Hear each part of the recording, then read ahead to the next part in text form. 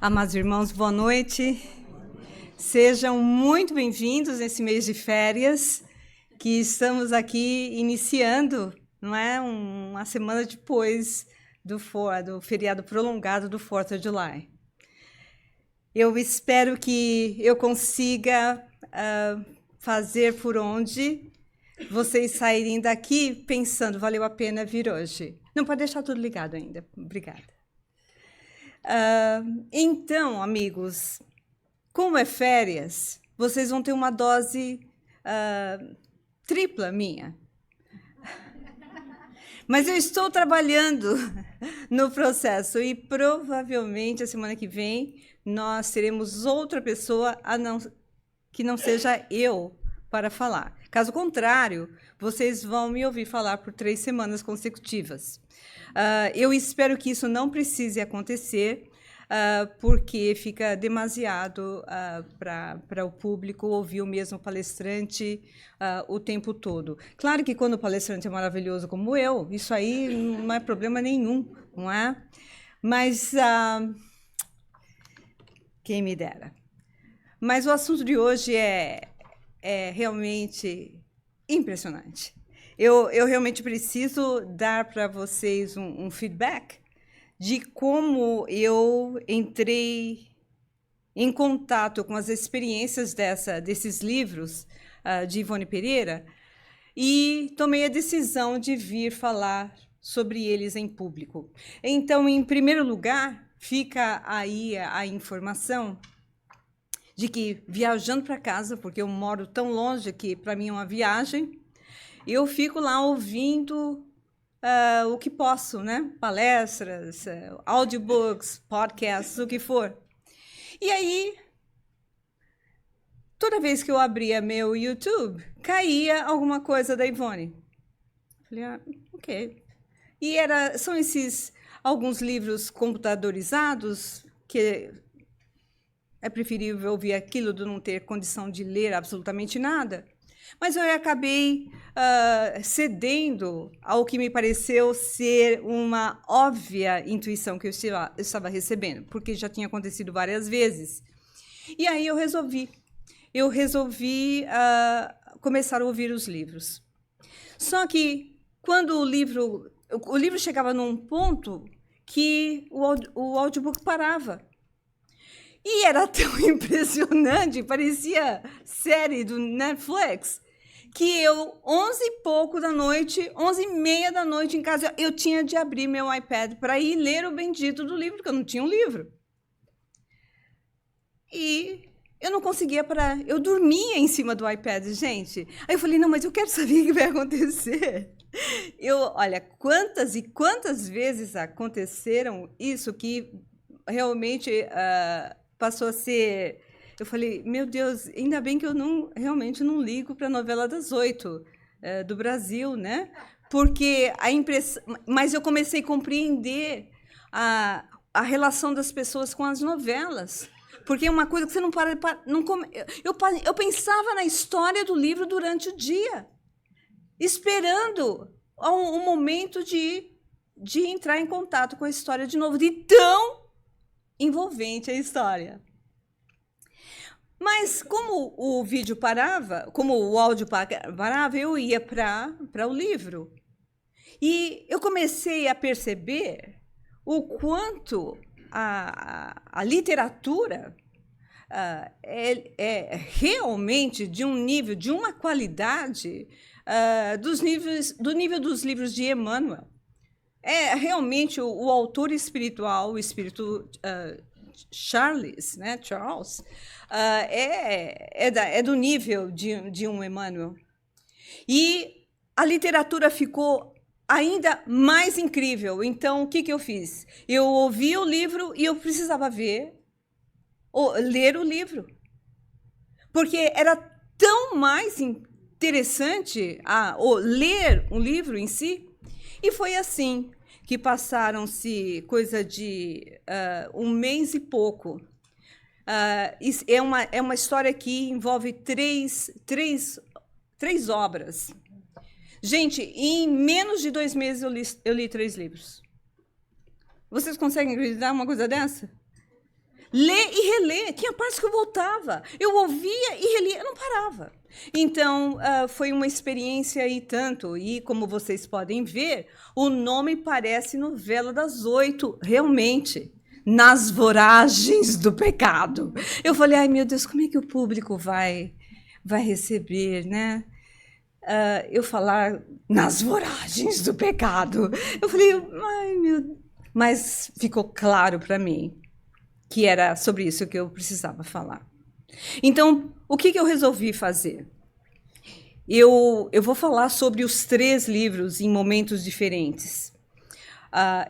Essa história a primeira história é realmente de uma intensidade impressionante. Eu estou no metade do 3º livro, quase no finalzinho dele. Mas o primeiro livro é, de todos, o mais intenso. O segundo é muito chocante. O terceiro eu não cheguei ao final ainda, mas é também muito envolvente.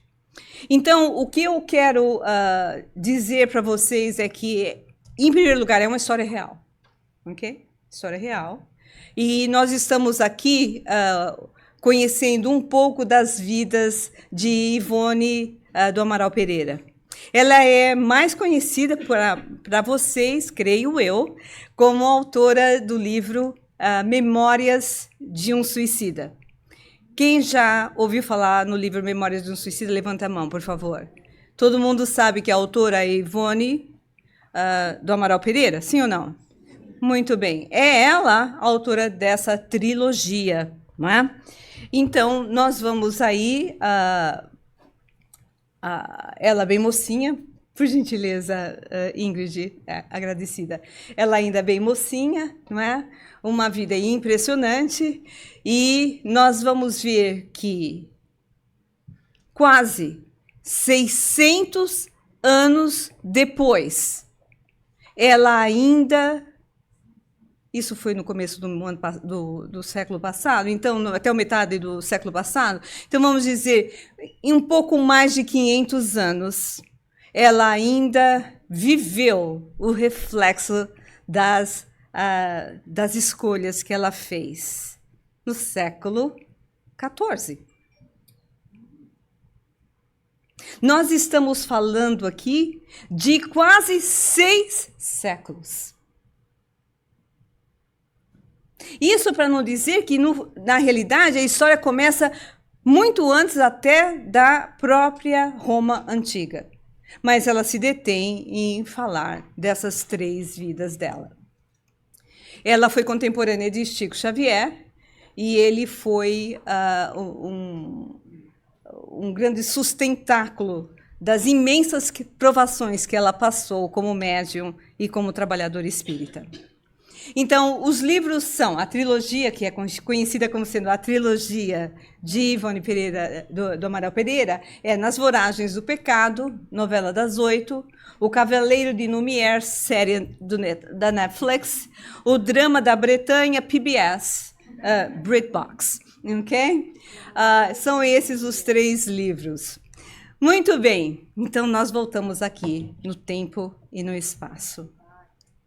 Nós estamos no meio da Idade Média, no ano de 1572. Nós estamos aqui no reinado de Carlos IX, que foi o segundo filho que foi ao poder da famosíssima rainha Caterina de Médicis, em português, mas ela é mais conhecida como Catarina de Medici, de família italiana. Nós estamos aqui falando de um reinado de uma mulher, porque, na realidade, foi ela que comandou a França nesse período inacreditável, impressionante das perseguições religiosas na Europa. É nessa época, em torno de 1500, que nós temos a Revolução Luterana na Alemanha, em total fôlego, abraçando outros países da Europa. E a França, na época, um país essencialmente católico, onde, como vocês sabem, e eu também, que a religião durante a Idade Média tinha pouca relação com Deus, porque era literalmente um poder político.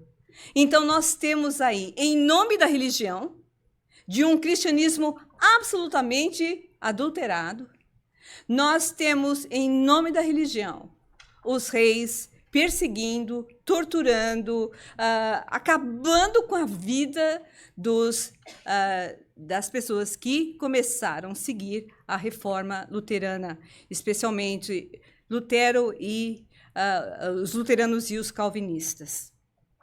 Então, nós estamos exatamente no auge dessas perseguições, que culminaram com uma história muito triste, um episódio muito triste na história da humanidade. Então, nós vamos ver aqui, que isso aí é citado, na realidade, pela própria Ivone, que muitos dos acontecimentos ocorridos nessa época das perseguições religiosas, ainda hoje, na atualidade, século XX, e nós podemos estender ao século XXI, ela desencarnou em 1984, se eu não estou enganada, então ela comenta que muito das repercussões dessas perseguições religiosas da Europa inteira ainda se viram presentes através dos séculos, inclusive na atualidade. Então, nós temos aqui perseguidos, oprimidos, que não conseguiram perdoar os seus opressores e se tornaram verdadeiros algozes na vida espiritual e reencarnados na sua vida material. Da condição de oprimidos se tornaram opressores e perseguidores, em processos quase que viciosos, em círculos viciosos de perseguição, ódio, revolta, perseguição, ódio, vingança, revolta, e as pessoas, sem saírem desse círculo. Nós sabemos que a vida só existe no bem. Toda vez que nós quebramos essa engrenagem do bem, nós acabamos como que a viver constantemente no presente o nosso passado. Nós não caminhamos para frente. Nós não caminhamos para o futuro. É o passado sempre presente. Porque você faz, você não perdoa, você volta, você sofre, você vai atrás e vai assim. Até que alguém quebra o ciclo perdoando.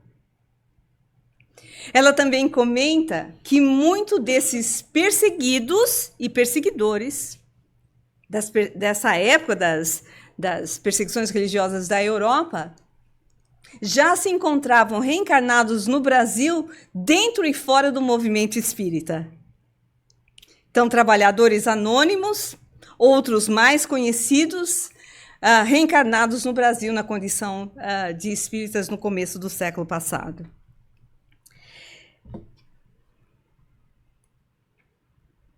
Então, aqui nós temos essa rainha poderosa. Essa rainha de uma inteligência impressionante, mas de uma perfídia, de uma maldade realmente tão impressionante quanto a sua inteligência. Mas ela comenta, Ivone comenta, aliás, o autor espiritual comenta, que toda aquela capacidade utilizada para o mal, eles viam nessa mulher, nesse espírito, um grande empreendedor do futuro, nas ordens do bem. Então, eles tomam o cuidado, o autor, melhor dizendo, toma o cuidado de apresentar essa rainha má. Nós temos uma série como vocês bem assistem séries, na Stars, que é chamada The Serpent Queen, a rainha serpente. a víbora, né? A rainha víbora, se referindo à história de Catarina de Médici. E nós temos aqui nessa mesma época o Papa Gregório XIII. Eles juntos aliando o poder político do Estado, da monarquia na época e da Igreja, realmente deram vida à morte de milhares e milhares de luteranos, que eram chamados na época de huguenotes.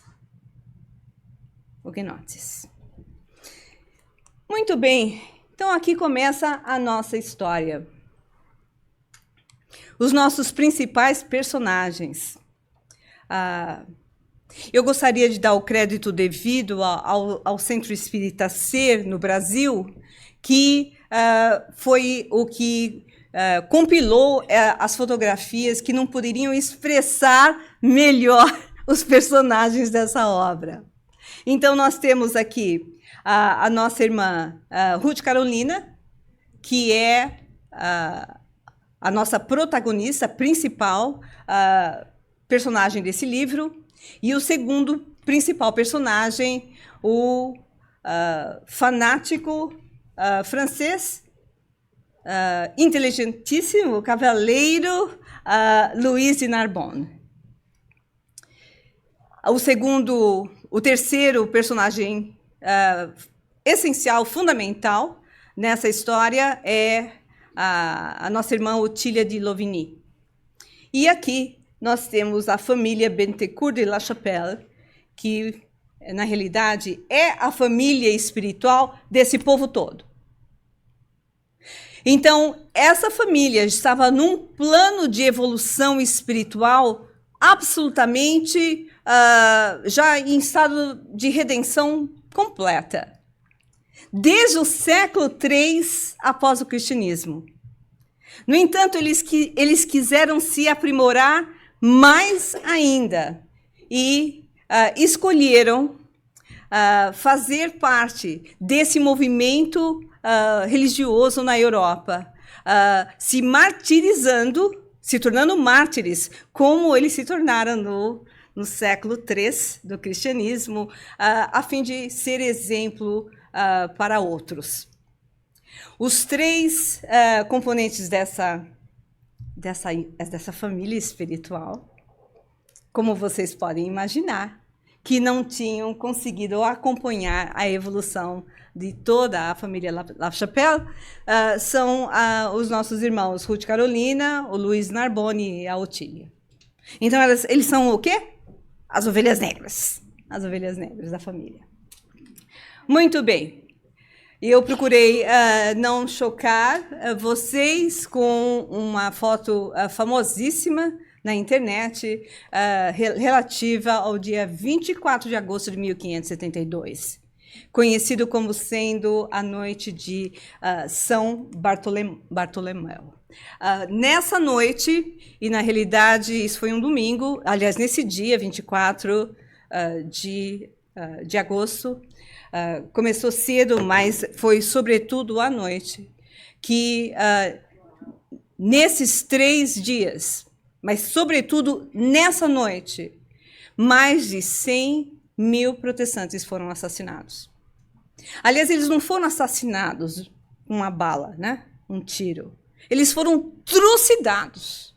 E Ivone comenta, ou melhor, o autor espiritual comenta, que é impossível de descrever o que aconteceu nessa noite terrível da história da humanidade. Eles adentraram a casa das pessoas e o Sena ficou vermelho de sangue, porque eles começaram a jogar os cadáveres lá.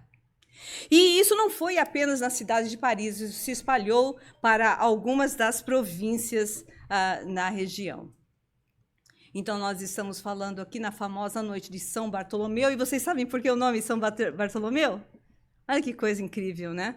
Porque nesse dia se comemorava esse santo venerado pela Igreja Católica, que foi martirizado, tirando as carnes, as peles. Foi assim que ele foi morto. Arrancaram as peles do corpo dele. E o nome dele era Bartolomeu, ele foi canonizado. E nessa noite, onde se celebrava o martírio desse espírito redimido e um santo, considerado um santo na Igreja Católica, os católicos e os políticos franceses fizeram ao vivo a representação do massacre de São Bartolomeu. Muito bem, então nós temos aqui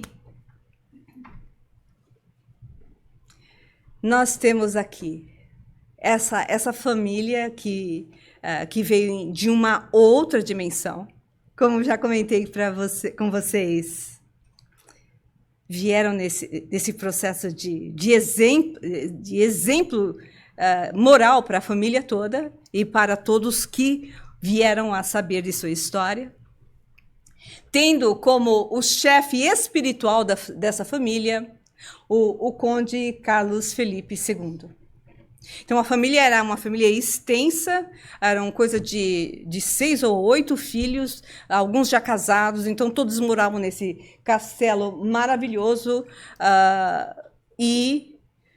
Na época, no entanto, a família tinha perdido suas posses e vivia de forma muito discreta da agricultura, da manutenção das suas terras, e só fazia o bem em toda a região. Então, eles eram respeitadíssimos, mas eram uma família nobre, do que a sua tradição era do tempo dos cruzados, das cruzadas. Então, eles tinham grande, vamos dizer, grande estima na sociedade na época. Eles eram altamente respeitados.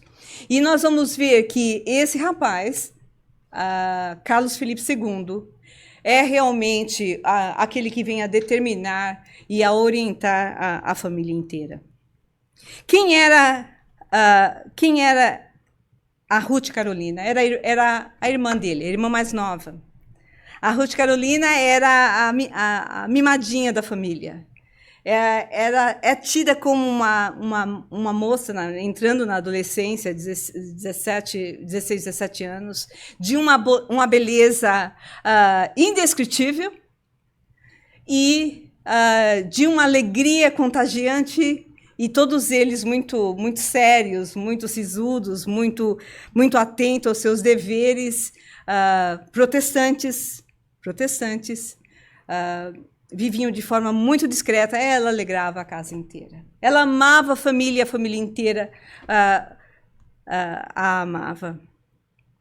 Mas chega o dia em que o principal representante da Rainha Catarina e do Papa Gregório XIII, o Cavaleiro da Fé, como era conhecido, o nosso irmão Luiz Narbonne, além de já ter massacrado praticamente todos os protestantes na cidade de Paris e redondezas, vai agora para as províncias.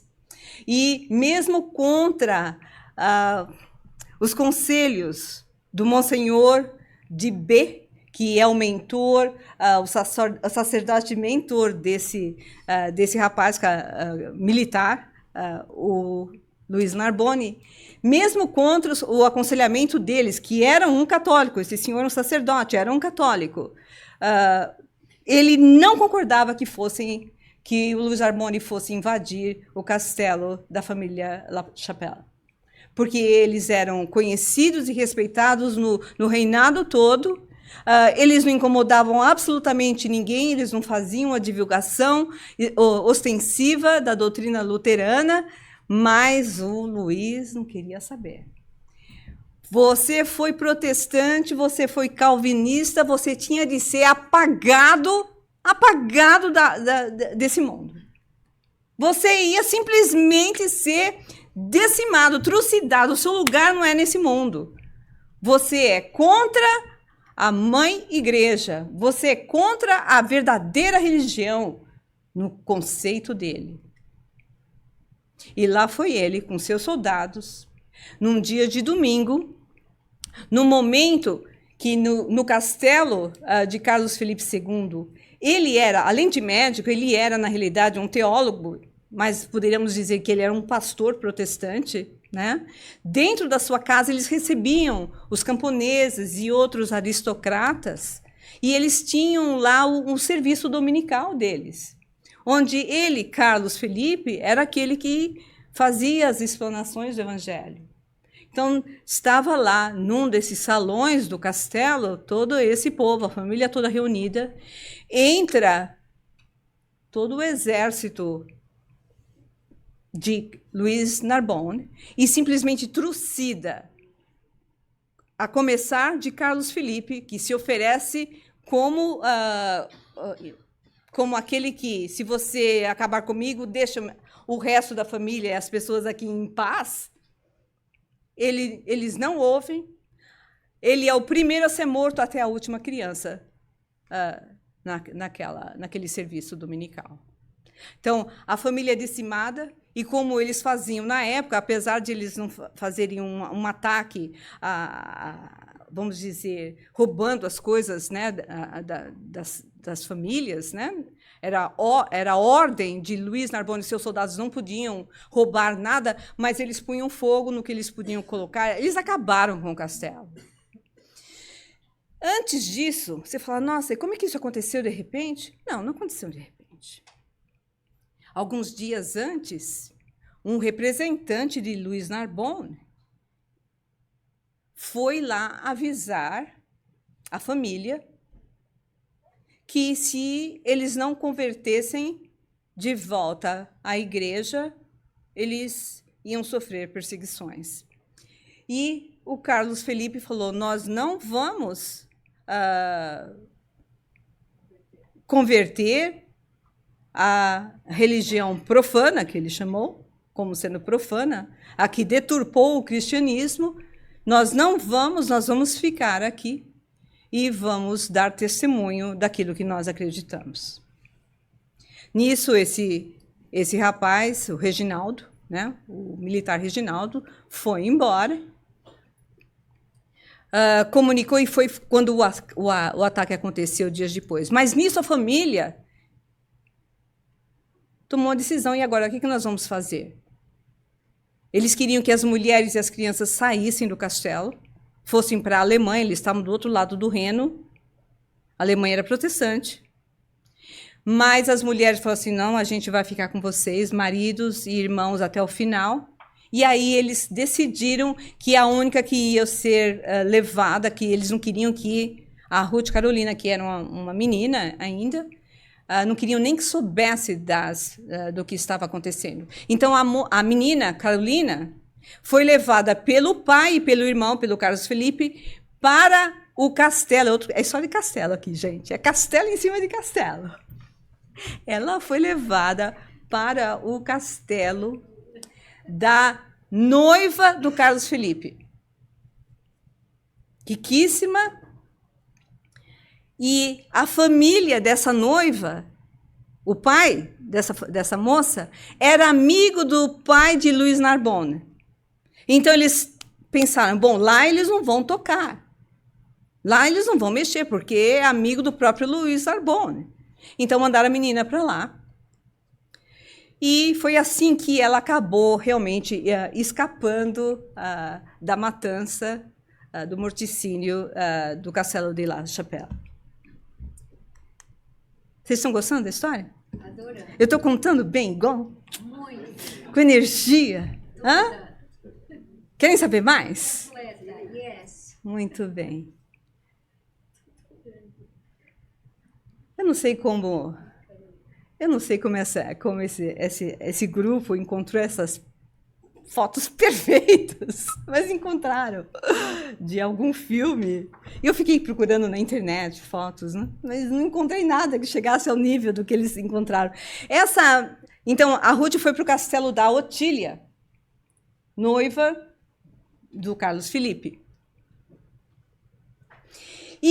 naqueles acordos, né, de antigamente, a Ruth Carolina estava prometida ao príncipe Frederico da Alemanha, um príncipe também protestante. Quando ela tivesse maioridade, ela iria se casar com esse rapaz.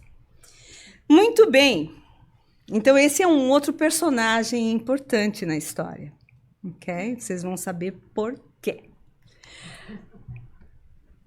E foi aí,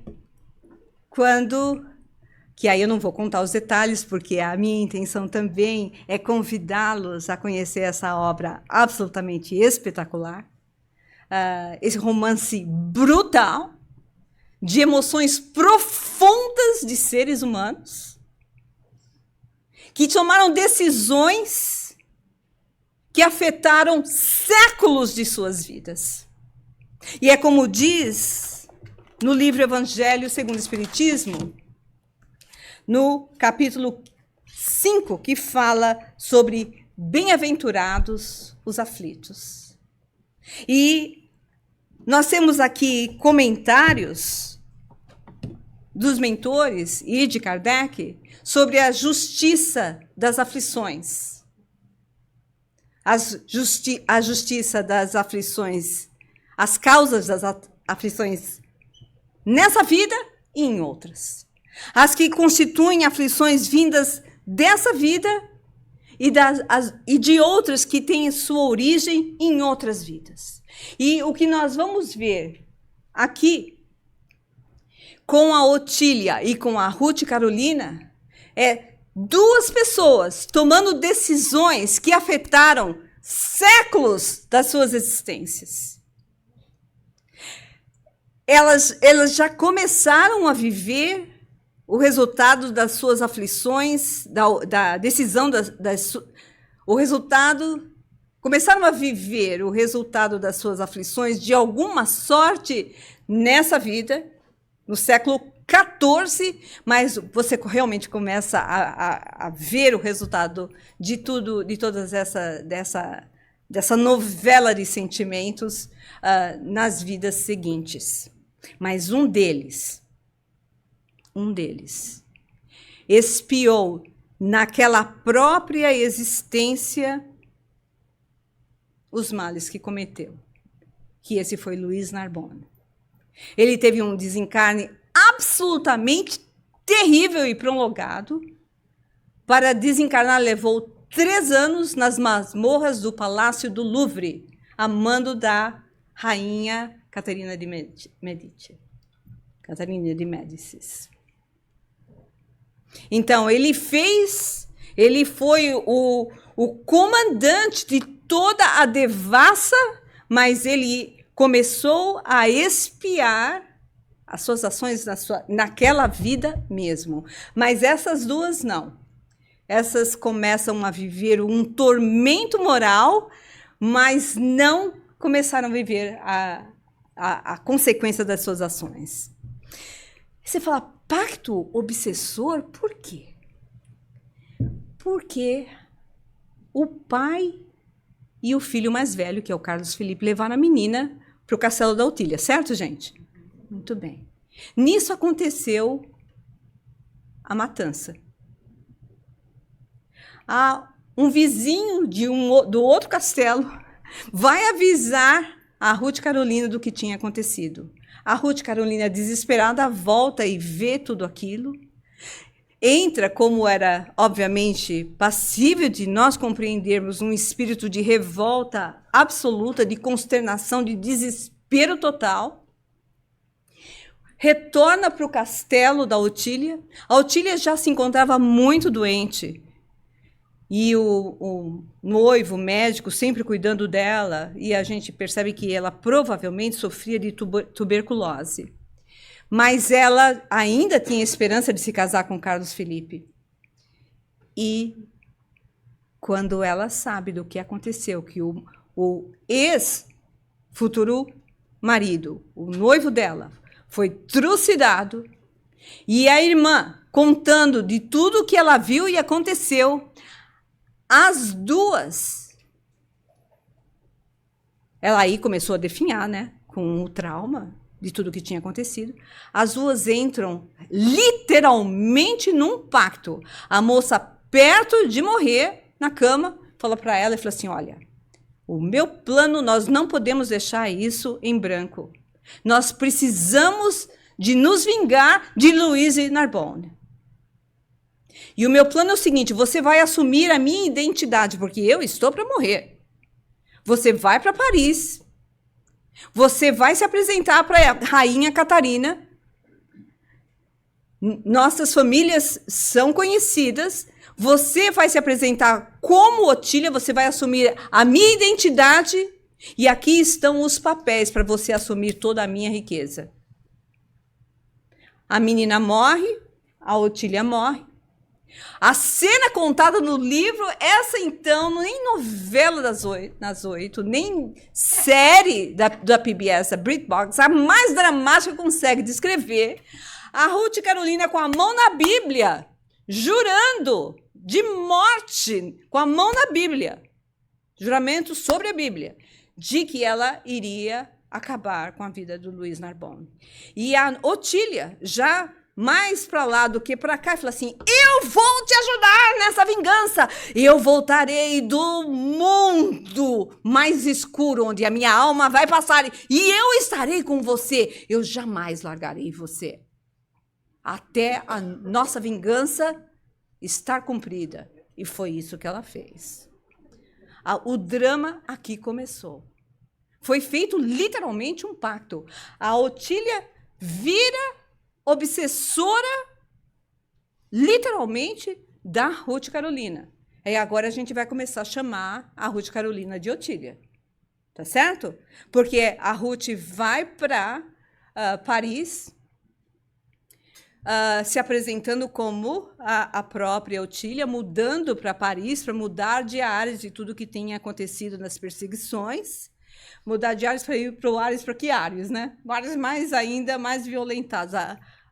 Paris, então, vivia imagine a psicosfera daquela cidade. Eu tive a oportunidade de ir a Paris 2 vezes. E, na primeira vez, eu estava num processo meio enigmático da minha existência. Mas a segunda, a minha mediunidade tinha aflorado. Assim que eu entro na cidade, eu queria ir para aquela cidade, porque eu tinha uma coisa muito grande, muito forte com aquela cidade. Assim que eu subo e vejo a cidade, eu tive uma evidência que eu não consigo esquecer. É como se eu estivesse vendo agora vocês, os telhados da cidade inteira cobertos de sangue. E foi muito intensa. Foi toda a estadia da viagem, eu passando por experiências e por vivências muito intensas. E você não pense que eu sou a única, ok?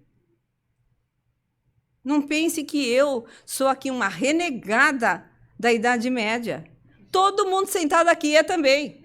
Você pensa o quê? Que depois de mais de 2000 anos, nós ainda estamos aprendendo o beabá do Evangelho. Quem vocês pensam que nós somos?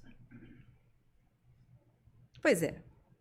Alguns de vocês mais fortezinhos têm cara de militar. E as outras mais engraçadinhas, astúcias e astúcias, acabando com a vida de todo mundo. Encarnação em cima de outra. Aí depois reclama da cunhada, da perseguição itinerante da cunhada. E você morando em outro país, ela continua tentando arruinar a sua existência. Coitadas das cunhadas. Eu quis deixar em paz as sogras, né? As sogras. Gente, a vida é difícil, a felicidade é difícil de ser construída, gente. Nós estamos vendo aqui um exemplo vivo das mensagens, das instruções do Consolador prometido por Jesus, que é o Espiritismo. Depois de tudo que fizeram com o cristianismo durante séculos, finalmente a humanidade estava pronta para reviver lições e dizer tudo aquilo que Jesus não pôde dizer na sua época. e veio nos explicar por que nós sofremos. Por que passamos pelos dramas que passamos. E nós vemos aqui duas pessoas que, na realidade, a gente fica sabendo no final, estavam vivendo o resultado das suas escolhas, ainda resultantes em outras vidas, e caem de novo. Mas agora, o problema era desse tamanho, ficou imenso, que comprometeu mais de 500 anos de suas existências. Eles todos eram parte daquele circuito de corações em evolução. E quando a gente compreende a dor, busca aceitá-la, como a Carolina e a Otília poderiam ter aceitado a dor, porque a sua família poderia ter escapado, não poderia? Eles foram avisados que iam ser perseguidos. Eles decidiram ficar para dar testemunho do evangelho, daquilo que eles acreditavam. Eles viram o testemunho e mesmo assim as duas resolveram esquecer tudo aquilo. E o Carlos Felipe comenta, né, o autor espiritual comenta, o que o Carlos Felipe fez para orientar moralmente a menina, Ruth Carolina, desde pequena, porque ele via as tendências dela. Então você veja, o seu filho e a sua filha na sua mão não são bibelôs da autoafirmação das suas realizações desse mundo como família. Ali são espíritos que caíram nas suas mãos, onde você e eu temos a responsabilidade de educar a alma. Atrás daquela carinha inocente de 5, de 10 anos, tem um espírito com séculos de existência.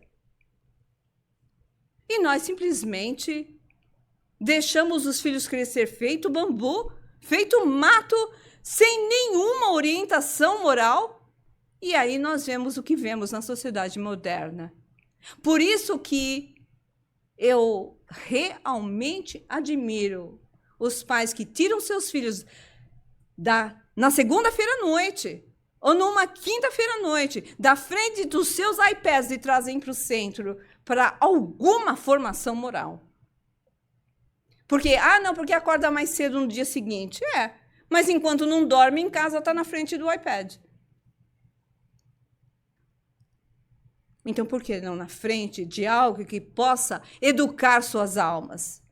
Mas mesmo assim, apesar de tudo o que o Carlos Felipe fez, mesmo assim, a Carolina, a Ruth Carolina não quis nem saber. E foi assim que começa a saga. E foi assim, comenta o autor espiritual, que arruinada, inconsolável diante do drama acerbo que a surpreendia, revoltada até o âmago da sua pobre alma, entregue a desesperos e lágrimas excruciantes, a infeliz jovem teve a própria alma e o destino comprometidos por períodos seculares, que não se encerraram ainda nos dias atuais, enredada que se deixou ficar nos clamorosos acontecimentos que se seguiram. E aqui nós vemos o que o ódio é capaz. O que o ódio consegue fazer. E começa a grande história. E aí vem um comentário, o comentário do mentor espiritual, que a alma infeliz que, não sendo bastante generosa e heróica para perdoar e esquecer as ofensas recebidas e voltar-se para o Pai Todo-Poderoso, em cuja crença encontraria refrigério para todas as desgraças e opressões, o pensamento que, sintonizado com as revoltas do coração descrente, prefere irradiar sinistras correntes transmissoras de sentimentos ímpios, agressivos, necessariamente para si mesmo.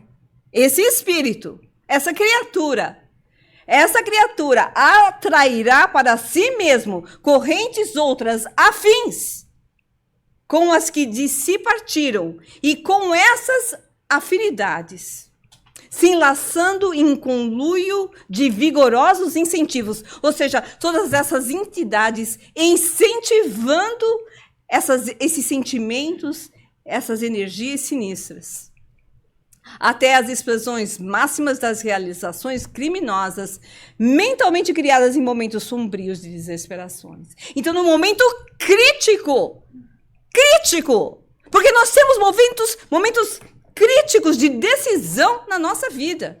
A vida vai indo, vem uma grande decisão. A vida vai indo, vem um drama. A vida vai indo e vem um grande drama.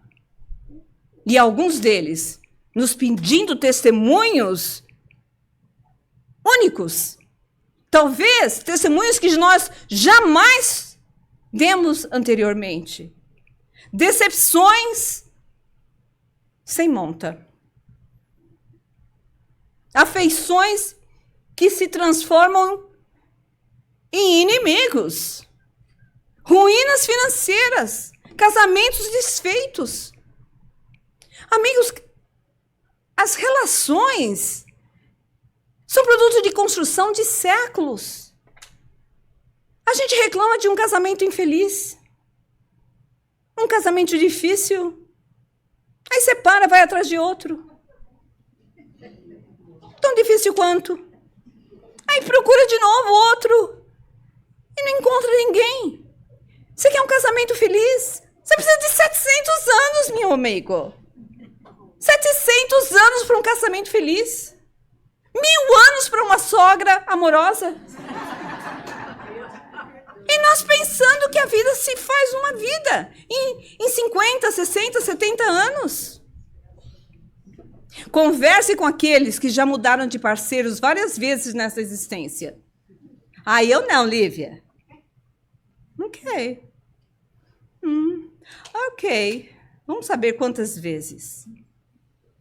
Aí você vai descobrir que nós continuamos a ser o mesmo denominador comum, nas mesmas iniciativas e expectativas do mundo, que o mundo não vai dar nem para você, nem para mim, quando você decidir suportar as suas escolhas do passado. Ah, imagina, mas eu também tenho direito a ser feliz. Mas às vezes, meu amigo e minha irmã, nós já tiramos a felicidade dos outros tantas e tantas e tantas vezes que nessa vida você nem eu merecemos. E a gente continua a se enganar, continua a virar as costas para o parceiro, para a parceira, até que finalmente, quem sabe, você decide, eu também. Não, nessa relação eu vou resolver ficar. Agora eu vou. Agora a coisa vai. Isso não quer dizer que é para você se transformar num sofredor, porque também não é essa a ideia. Mas muitas vezes nós temos sim a oportunidade de testemunhar algo que nós tiramos dos outros. Aí se o seu parceiro, a sua parceira, o seu parente, o seu filho se elevou, já te perdoou do que você já fez, mas você não se transformou ainda, sabe o que acontece? Coisa 10 vezes pior. Eles pegam um outro espírito que não tem absolutamente nenhuma afinidade com você, você nunca viveu com aquela pessoa, nem com aquela família, mas vem com aquele espírito no mesmo grau evolutivo da pessoa que você deixou no passado. Só que a pessoa te perdoou, a pessoa evoluiu, mas você continua na mesma. Então, ainda por cima de tudo, você acaba nascendo ou convivendo com uma pessoa que não faz parte do seu círculo familiar. Aliás, nós vamos ver que é isso que acontece com a Ruth Carolina na vida seguinte. Porque ela simplesmente desperdiçou a oportunidade de viver numa família absolutamente afim. E ela nasce num meio absolutamente estranho, onde ela se sente, eu não pertenço, eu não me sinto presente, eu não conheço essas pessoas, quem são essas? E ela não conhece mesmo, porque ela perdeu a oportunidade de viver, de renascer no meio de pessoas afins, que se conheciam há séculos. Aí você fala, nossa, então as pessoas com quem eu convivo hoje é a mesma pessoa ou as mesmas pessoas que eu vivi na reencarnação anterior, na vida passada. Então é sempre um vai e vem? Não, até que um evolui. Isso não quer dizer que você não possa vir a conhecer pessoas nessa vida, nessa mesma vida, que você nunca tenha visto em outras vidas, mas que você tenha afinidade e começa um relacionamento. E nós vamos ver que a Ruth Carolina, na realidade, começa esse drama de amor e ódio com Luiz de Narbonne, porque ela acaba se apaixonando por ele. Aí o drama fica mais impressionante. Eles já vinham com esse vai e vem de ódio e amor desde a época de antes de Roma, na realidade. E ela ainda tem mais. Ela foi mulher dele na reencarnação anterior. E ele, depois que ele desencarna, ele acaba descobrindo que uma das crianças que ele trucidou no castelo de La Chapelle eram seus filhos de outras vidas com a Ruth Carolina. Só que a gente não sabe da história que veio atrás deles, né? Para trazerem. A família veio fazer um testemunho de martírio cristão, de testemunho espiritual. Mas eles caíram de forma assombrosa. Ela, na revolta, se tornou odiosa. O Luiz de Narbonne, na realidade, ele não era mau, ele era um fanático, ele acreditava naquilo, ele não era uma pessoa má. Ele queria matar os protestantes a ferro e fogo porque ele acreditava que a religião católica, a mãe igreja, era única e ele deu a vida por aquilo. Mas os criados, as pessoas que o conheciam, gostavam, ele tratava a todos muito bem. E acontece que no final da história, que eu já estou adiantando um pouco da história para vocês, quando ele... não vou adiantar. Não vou contar. Não vai adiantar, não vai adiantar. Eu só quero mostrar que ela, a maldita, a bruxa espiritual, não, a nossa irmã, essa então era menos evoluída que a própria Ruth Carolina. Porque a Ruth Carolina, ela no desespero, na superficialidade moral dela, ela se revolta de forma tal que entra com um projeto e coloca até o fim o projeto de vingança. Mas ela era má. Ela dá a ideia. E ela é que vai acompanhar a Ruth Carolina em momentos impressionantes dessa história, dando ideias para que a Ruth conseguisse realmente ir até o fim com a vingança. Em momentos assim, chaves, ela deu ideias para a Ruth Carolina para dar o desfecho. Então, o que a gente vai ver? Qual é a personalidade da Otília? Essa criatura, nós chamamos de obsessora, é uma pessoa. Obsessor é uma pessoa, eu e você, que não concorda com a vida, que não aceita, se revolta, odeia, tem a capacidade de odiar e de ir até o fim. Ela, na realidade, é um coração frágil. Um coração frágil, segundo o Espírito Charles, que o recalque de muitas dores conseguiu endurecer. E assim, quando a gente fala com os espíritos nas reuniões mediúnicas, a gente vê espíritos endurecidos. A dor endureceu a alma, porque a alma o coração não aceitou a proposta da transformação. Merecida através da dor, porque nós tínhamos perdido a oportunidade de caminhar através dos caminhos das boas escolhas. E acabamos conturbando todo o projeto de evolução natural. No livro O Céu e o Inferno, existe o código penal das leis eternas. Agora sim que Deus não castiga coisíssima nenhuma, Deus não é nenhum justiceiro, mas ele coloca leis sábias e perfeitas que você e eu burla. Por isso que é um código de penas, né? Você passou no sinal vermelho, você tem um ticket. Quando não, coisa pior. Mas é uma consequência das nossas ações.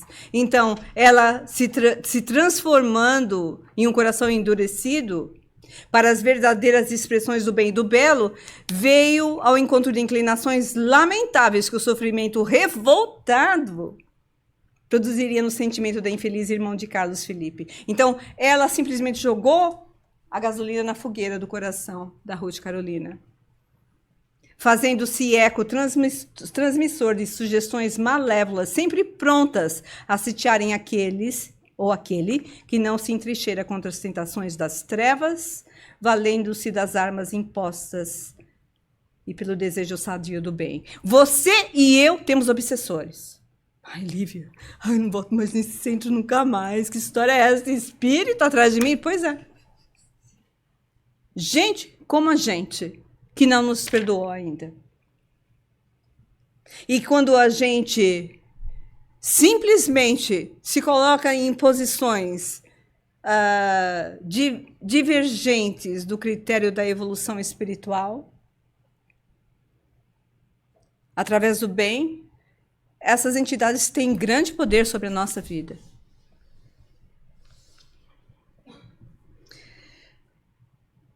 Mas sempre há uma saída.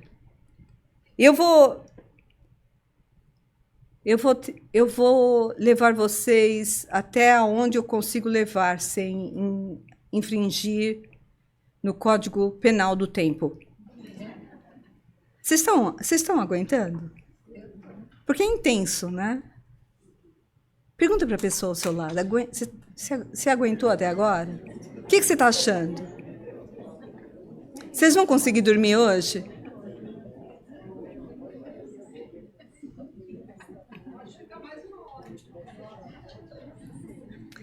Eu estava pensando que a gente poderia continuar na semana que vem, que tem tanto mais para contar.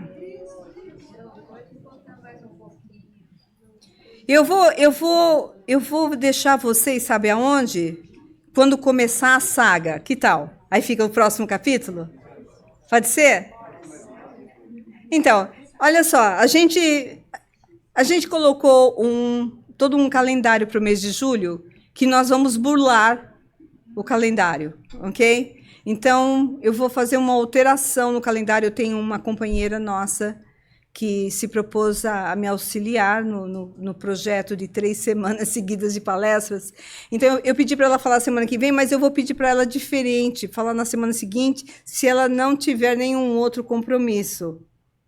Porque assim eu continuo e aí eu faço o fechamento dessa história impressionante e já inicio. Quem sabe vocês consigam se interessar a ponto de começarem a ler o livro.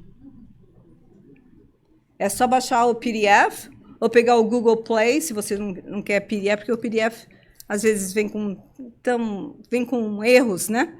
Então, vai no Google Play, paga $3 lá, ou vai no Kindle e baixa o livro, porque é um livro muito antigo, né? Começo do século... década de 40, 50 do século passado. Então, eu vou ao juramento, tá? Juramento, a hora trágica, que a Ruth diz, ou melhor, que a Otília diz para a Ruth: fica certa, minha Ruth, de que minha alma te seguirá os passos nesse carreiro vingador, como a sombra da tua própria alma. Ai, você quer um espírito desse, que é a sua própria sombra, orientando-te as ações contra aquele que destruiu a vida da minha vida, que era o Carlos Felipe. O meu único sonho de felicidade, o teu irmão, Carlos Felipe. E aqui, é nesse momento, então, que eu já contei para vocês, que a Ruth assume a identidade da Otília e vai para Paris. E tem o seu destino cruzado com a soberana mais poderosa de toda a Europa. Até mais que a própria Elizabeth, Rainha Elizabeth da Inglaterra. Essa mulher é impressionante a história da vida dela. E a Ruth Carolina cruza a vida dela com essa mulher poderosa. Então, aqui eu vou parar, ok? Eu vou parar lembrando a vocês que, através das histórias das vidas dos outros, a gente tem tanto a aprender. E eu espero que essas pequenas reflexões de hoje possam nos auxiliar a rever os nossos próprios conceitos de amor. Mágoas escondidas, recalcadas, reprimidas. E quantas oportunidades que você e eu já tivemos nessa mesma vida de perdoar. Insultos, afastamentos, abandonos, ingratidões. E toda vez que você e eu conseguirmos perdoar, nós nos libertamos da garra de espíritos vingadores que ainda não conseguiram estremecer o coração. E é por isso que nesse momento, apaga a luz, por favor. Nós vamos, aqui também, nós vamos aproveitar esse momento para pedir perdão para espíritos nessa vida que já passaram pela nossa vida, nessa vida que nós não conseguimos mais nem falar com essas criaturas, ou porque elas desencarnaram, ou porque elas não querem nem mais ouvir falar que você ou eu existimos. Portanto, nós vamos usar esses momentos de vibrações para pedir perdão para essas pessoas em espírito. Quem sabe consigamos mandar uma missiva eletrônica e lembrar e pedir perdão quando você errou, ou perdoar aqueles que mal te fizeram. Mas todos nós, meus irmãos, temos aqueles que não nos perdoaram ainda no plano espiritual.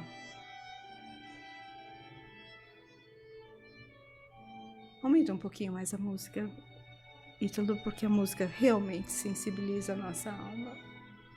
E quando eu estava preparando essa palestra, me foi dito espiritualmente da importância que nós teríamos na noite de hoje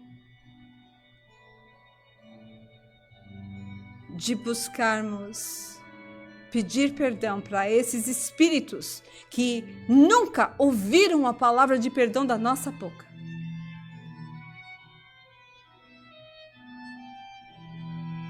E nos perseguem através de processos obsessivos difíceis, duros, dolorosos, meses, alguns de nós anos. Que na noite de hoje, Senhor, nós te pedimos que possamos ser tocados a ponto de perdoar os que nos ofenderam e nos prejudicaram. E que consigamos pedir perdão para essas almas, essas vidas, esses corações de outras vidas que não conseguiram nos perdoar ainda. Nós te rogamos, Senhor, que pelo nosso pequenino exemplo de humildade nesse momento nós consigamos sensibilizar de algum modo essas pessoas que prejudicamos em outras existências. E é por isso que nós te rogamos que nesse momento nós todos possamos ser colocados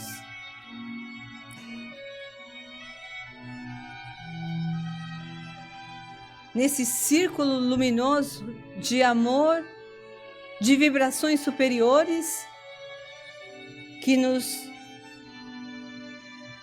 alimentam, refrigeram e nos auxiliam a relevar. Pai de amor e bondade que estais nos céus, perdoai as nossas ofensas, assim como nós perdoamos aos nossos ofensores. Não nos deixe, Senhor, cair na tentação das nossas angústias, das nossas revoltas, dos nossos desesperos, dos nossos traumas. Tudo que possa justificar os nossos sentimentos. Senhor, retira de nós esse peso que nos amarra ao mundo, para que nós possamos sair daqui hoje mais leves, na certeza de que, respondendo ao teu suave jugo, nós seríamos aliviados e refrigerados com a paz. Que assim seja.